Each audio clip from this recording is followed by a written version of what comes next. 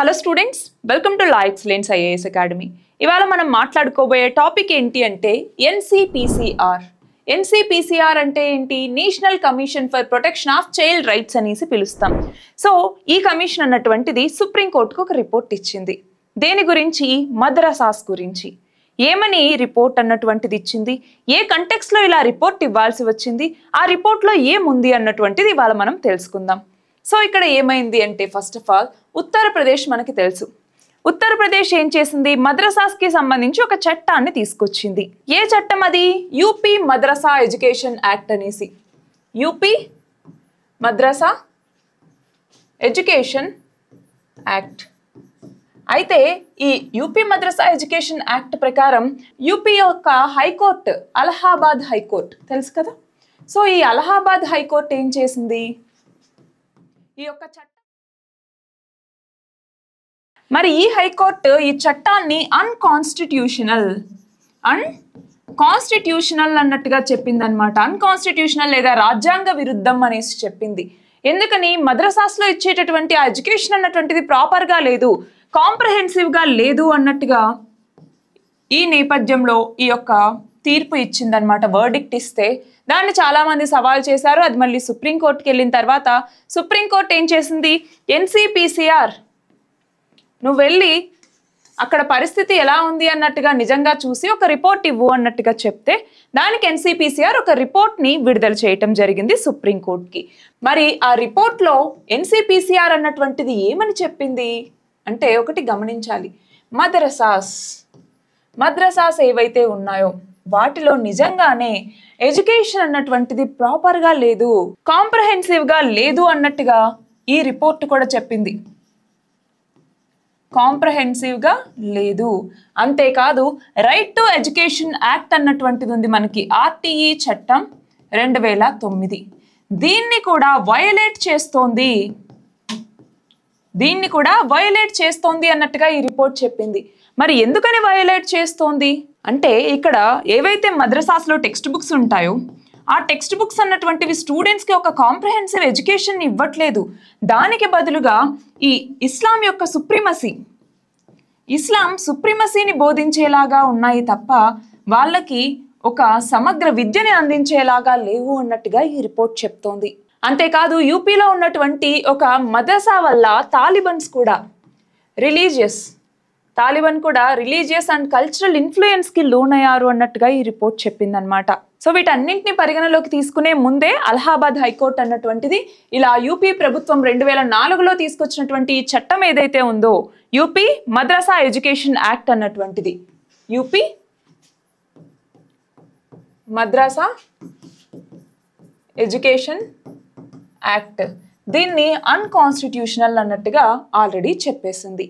అంతేకాదు, ఇక్కడ గమనించాలి, ఆర్టికల్ 14 అన్నటువంటిది మనకి ఉంది. ఏంటి ఆర్టికల్ 14? రైట్ టు ఈక్వాలిటీ అన్నటువంటిది. సో ఈ రైట్ టు ఈక్వాలిటీని ఇది దెబ్బతీస్తోంది. ఎలా దెబ్బతీస్తోంది? వాళ్ళకి సరైనటువంటి విద్య అన్నటువంటిది అందట్లేదు. ఫర్ ఎగ్జాంపుల్, ఎన్సీఆర్టీస్ టీచ్ చేసినా కూడా వాళ్ళకి చాలా తక్కువ మొత్తంలో, ఏదో టీచ్ చేయాలన్నట్టుగా 2 బుక్కులు టీచ్ చేస్తున్నారు. సరైనటువంటి ఫ్యాకల్టీ, టీచర్స్ అన్నటువంటి వాళ్ళు అందుబాటులో లేరు. అలాంటప్పుడు వాళ్ళు కూడా విద్యని పొందాలి మిగతా వాళ్ళతో అన్నటువంటి ఆ ఈక్వల్ రైట్ని కోల్పోతూ ఉన్నట్టే కదా. అట్లానే మనకి రైట్ టు ఎడ్యుకేషన్ యాక్ట్ అన్నటువంటిది ఉంది 2009లో. కానీ ఇక్కడ గమనించాలి, మనకి ఏదైతే ఈ చట్టం ఉందో ఇందులో సెక్షన్ 1(5) ఇది ఏమని చెప్తుంది అంటే, ఇలాంటి మద్రసాస్ కావచ్చు, లేదు అనుకుంటే వేదిక్ రిలీజియస్ ఇన్స్టిట్యూషన్స్ ఉంటాయి కదా, ఆ వేదిక్ ఇన్స్టిట్యూషన్స్ కావచ్చు, వీటికి ఈ చట్టం అన్నటువంటిది వర్తించదు అన్నట్టుగా చెప్తుంది. సో ఈ చట్టం వర్తించినప్పుడు ఇది ఎలా వయలేటివ్ అవుతుంది అంటే, మనకి రైట్ టు ఎడ్యుకేషన్ అన్నటువంటి దీని ద్వారా నిర్బంధ విద్యను అందిస్తూ ఉన్నారు 6 నుంచి 14 సంవత్సరాల పిల్లలకి, అవునా? మరి అందులో వీళ్ళు కూడా ఉన్నారు కదా. ఆ చట్టం అన్నటువంటిది మద్రసాస్కి వర్తించదు సరే, కానీ మద్రసాస్లో ఉన్నటువంటి పిల్లలకైతే విద్యని పొందే హక్కు అన్నటువంటిది ఉంది కదా. మరి అది వయలేట్ అవుతోంది అన్నట్టుగా ఇక్కడ ఈ కమిషన్ చెప్తోంది. సో ఇక్కడ ఆర్టికల్ 21A అన్నటువంటిది వయలేట్ అవుతోంది అనేసి. అట్లానే మనం చూస్తే సెక్యులరిజం ప్రిన్సిపల్స్ ఏవైతే ఉంటాయో ఆ సెక్యులరిజం ప్రిన్సిపల్స్ అన్నీ ఇక్కడ వయలేట్ అవుతూ ఉన్నాయి అనేసి కూడా ఈ రిపోర్ట్ చెప్తోంది. అంతేకాదు మనకి ఇందాక చెప్పుకున్నట్టుగా ఆర్టీఈ యాక్ట్ అన్నటువంటి ఉంది కదా, ఇందులో సెక్షన్ 29ని కూడా వైలేట్ చేస్తోంది. అంటే ఇక్కడ ఏంటి, వాళ్ళకి ప్రాపర్ ఎడ్యుకేషన్ అన్నటువంటిది అందట్లేదు. సో వాళ్ళకి సరైనటువంటి కరికులం అన్నటువంటిది ఆబ్సెంట్, అట్లానే ఎవాల్యుయేషన్ ప్రొసీజర్ అన్నటువంటిది ఉండదు. మరి ఎలాగ వాళ్ళు విద్యలో ఉత్తీర్ణులు అవుతారు, లేదంటే విద్యలో ఎలా రాణిస్తారు అన్నటువంటిది ఇక్కడ ఒక మేజర్ క్వశ్చన్ అన్నమాట. అంతేకాదు ఇంకోటి మనం గమనించాలి, ఇప్పుడు నార్మల్గా గవర్నమెంట్ స్కూల్స్ వీటిలో చదివేటటువంటి పిల్లలకి ఇక్కడ ఉన్నటువంటి వాళ్ళకి ఇంకొక డిఫరెన్స్ ఏంటి అంటే, ఈ మద్రసాస్లో చదివేటటువంటి పిల్లలకి ఇప్పుడు ఏవైతే గవర్నమెంట్ బెనిఫిట్స్ అన్నటువంటివి వస్తున్నాయి, for example mid day meal scheme అన్నటువంటిది అమల్లో ఉంది, అది కాకుండా యూనిఫామ్ అన్నటువంటిది వాళ్ళకి వస్తుంది, అట్లానే ట్రైన్డ్ టీచర్స్ ఉంటారు, అవునా? మరి వీళ్ళందరూ కూడా ఇక్కడ మద్రసాస్లో వీళ్ళకి ఉండట్లేదు.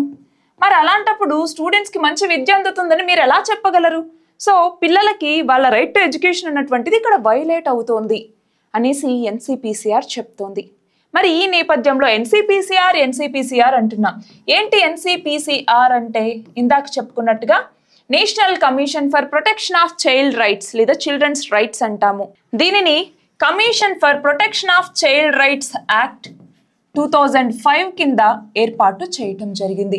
సెంట్రల్ గవర్నమెంట్ ఏర్పాటు చేస్తుంది. మరి దీని పరిధిలో ఫర్ ఎగ్జాంపుల్ కొన్ని చట్టాలు అన్నటువంటివి ఉంటాయి. ఎలాంటి చట్టాలు? ఒకటి వచ్చేసరికి పోక్సో చట్టం అనేసి, పోక్సో యాక్ట్ 2012. పోక్సో చట్టం అంటే ఏంటి?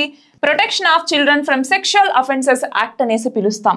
రెండవది వచ్చేసరికి జువెనైల్ జస్టిస్ యాక్ట్ అంటాం. జువెనైల్ జస్టిస్ యాక్ట్ ఏ సంవత్సరంలో తీసుకొచ్చారు? 2015లో తీసుకురావటం జరిగింది. అట్లానే ఇందాక చెప్పుకున్నట్టుగా ఆర్టీఈ చట్టం, రైట్ టు ఎడ్యుకేషన్ యాక్ట్, ఎప్పుడు తీసుకొచ్చారు? 2009లో తీసుకొచ్చారు. సో వీటన్నింటికి సంబంధించి చూసుకుంటుంది. మరి ఇందులో మెంబర్స్ ఎవరెవరు ఉంటారు, ఎంతమంది మెంబర్స్ ఉంటారు అనేసి చూస్తే ఒక చైర్పర్సన్ ఉంటారు,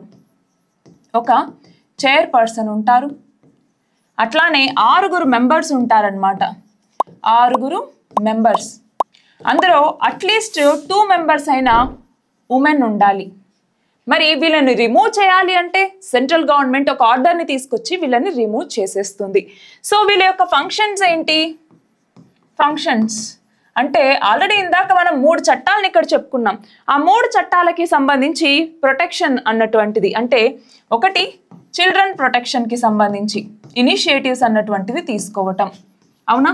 రెండవది వచ్చేసరికి ఈ చైల్డ్ రైట్స్ ఏవైతే ఉంటాయో, చైల్డ్ రైట్స్ వాటి మీద అవేర్నెస్ అన్నటువంటిది జనరేట్ చేయటం, అట్లానే చైల్డ్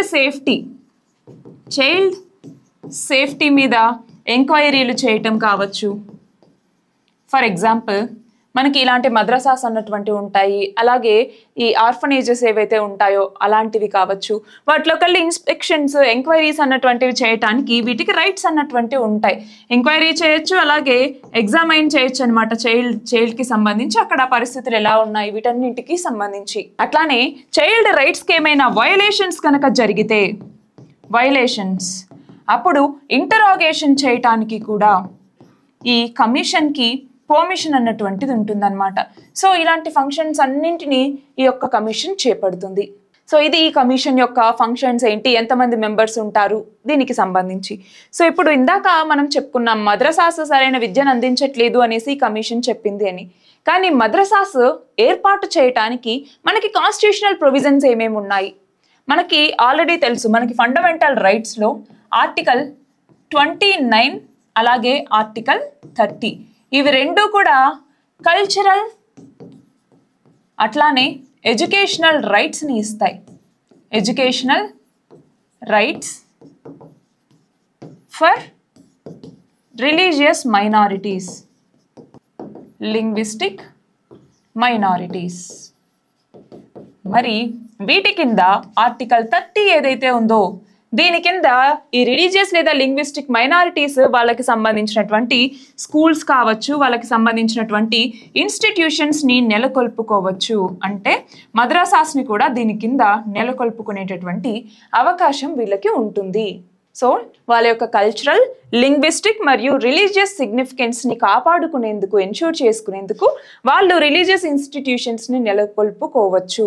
మరి ఇంకొక వైపు ఇందాక ఏమని చెప్పుకున్నాము, ఆర్టీఈ చట్టం. ఈ ఆర్టీఏ యాక్ట్లో ఉన్నటువంటి సెక్షన్ 1(5) అన్నటువంటిది ఏం చేస్తుంది, ఈ యొక్క రిలీజియస్ ఏవైతే ఇన్స్టిట్యూషన్స్ ఉంటాయో వాటికి ఈ యొక్క చట్టం అన్నటువంటిది వర్తించదు అన్నట్టుగా చెప్తుంది. సో ఇందాకే చెప్పుకున్నాం కదా, మద్రసాస్ కావచ్చు, అట్లానే వేదిక్ ఇన్స్టిట్యూషన్స్ కావచ్చు, ఇవేవి కూడా దీని కిందికి రావట్లేదు. సో ఇక్కడ రెండు కాంట్రడిక్టరీ కదా. అంటే ఆర్టికల్ 30కి అట్లానే రైట్ టు ఎడ్యుకేషన్ యాక్ట్కి కాంట్రడిక్టరీ, ఆర్టికల్ 30కి అలాగే ఆర్టికల్ 14 రైట్ టు ఈక్వాలిటీ అన్నటువంటి దానికి కాంట్రడిక్టరీ, అలాగే ఆర్టికల్ 21A. ఆర్టికల్ 21A ఏంటి, రైట్ టు ఎడ్యుకేషన్ యాక్ట్ అన్నటువంటిది. సో వీటికి ఆర్టికల్ 30 వీటికి కాంట్రడిక్టరీనే. మరి ఈ నేపథ్యంలో సుప్రీంకోర్టు అన్నటువంటిది దీనికి సంబంధించి ఎలా తీర్పిస్తుంది అన్నటువంటిది మనం చూడాలి. మరి ఈ నేపథ్యంలో international human rights day, international human rights డేని ఎప్పుడు జరుపుకుంటాము అన్నటువంటిది మీరు కమెంట్ సెక్షన్లో చెప్పండి. సో ఇది ఇవాల్టి మన article. All the very best and thank you very much.